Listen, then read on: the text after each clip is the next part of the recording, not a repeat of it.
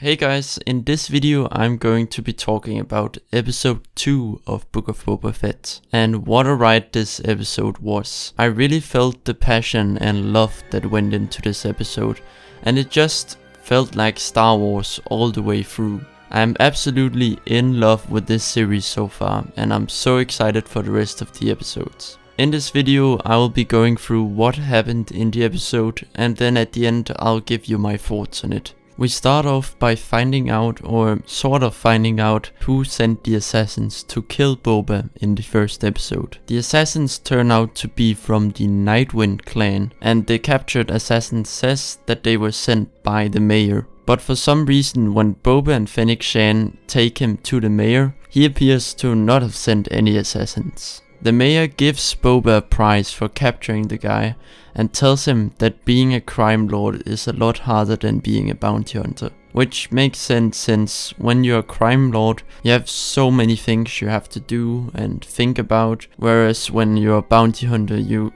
kind of just do your own thing. Right before they leave, the mayor tells Boba that he should visit the sanctuary and he will see what he means. Boba goes to the sanctuary, where he's told that the twins are taking over. Just as we hear that, a drum sounds in the distance and everyone in the building goes silent. Boba goes outside to see who is coming, and there we see the two huts known as the twins being carried by the slaves. The twins tell Boba that this place belonged to Jabba and now to them, as they are his cousins. Boba stands his ground and tells them that he doesn't care, because this is his territory. Then this big, very muscular Wookiee walks up to Boba and stares him down. Now, I didn't know who this guy was when I first watched it, but apparently he's called Black Chrysanthemum, and he's one of the most deadly bounty hunters. He has fought against Kenobi and has worked for Darth Vader as well,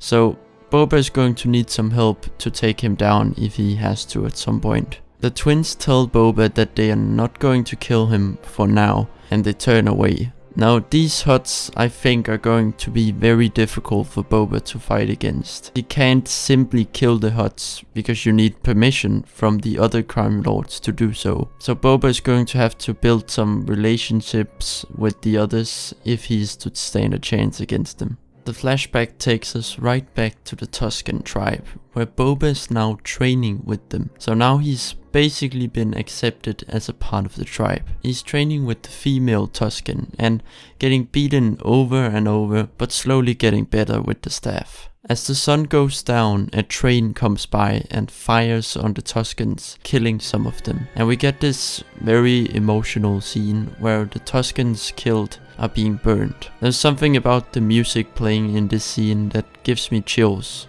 Boba looks out into the silent desert, and there he sees the bikers once again that he saw beating up the people who lived on the moisture farm in the first episode. He lets the others know that he's going to stop the train, and so he walks with his rifle and staff to Tashi Station, the place that Luke Skywalker wanted to get some power converters from in A New Hope, where the biker speeder bikes are parked. Boba walks in like a total badass and starts kicking the bikers' butts in a really satisfying action sequence. He grabs the final guy and throws him through the glass, and then he just takes a drink and walks out without saying a single word. He then takes the 5 speeders outside so that he and the Tuskens can use them to take down the train. After preparing for the train coming back again, the train finally comes around and a big battle starts. They eventually take down the train that was owned by the Pike Syndicate. The Pikes were spice sellers, which, if you didn't know, were drugs that sold for a lot of money. Boba sends the Pikes away on foot as the Tuskens collect all the gear and food that were on board the train. We then get this scene where they are all sitting around the campfire, and the chief hands Boba a lizard that jumps into his nose, making Boba face his fears.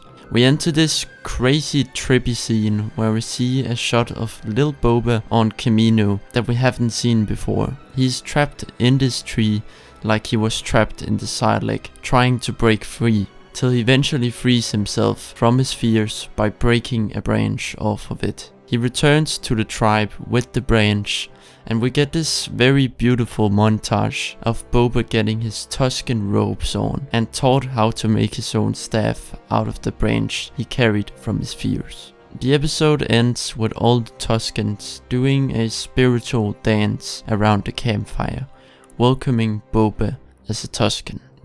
This episode was so well put together. It had action, emotion, and also space for a bit of fun, which I think is the way Star Wars is. I love how they took inspiration from the things that Star Wars was originally inspired from, which were Western and samurai movies. This episode was an easy 9 out of 10 for me, and I cannot wait to see where this show takes us. They did a fantastic job with it. Leave a like if you enjoyed this video, and I hope you have a great day.